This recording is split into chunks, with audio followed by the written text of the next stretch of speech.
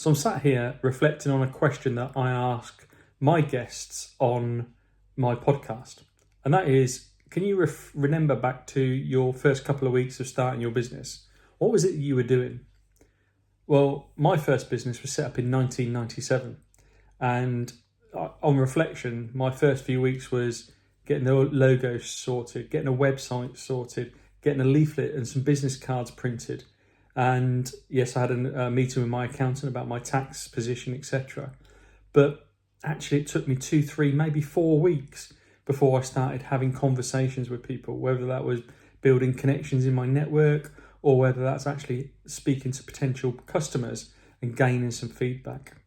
Now, many years have passed since 1997 now, hence the grey hair. And I would always now encourage my clients to make sure your product development is alongside your market development. So therefore, as you're developing your product or your service, what your offering is going to be, do your research with your market. Ask people, get feedback from people in your network that you trust, or potentially prospective customers, your ideal customers that you want to attract. Then the feedback they give you will develop your product even better and be more relevant, so that you take a product or service to market that they want, rather than taking a product or service to market that nobody wants. And like I say, if I reflect, it probably took me a few weeks before I started having those conversations that certainly delayed the momentum in my business startup back in 1997. So I thought I'd just share that snippet for you because I predominantly waited for perfection.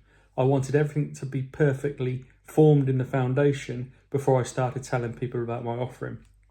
And we know for many of us, the majority of us, or maybe all of us, perfection never comes. We're always striving for something better.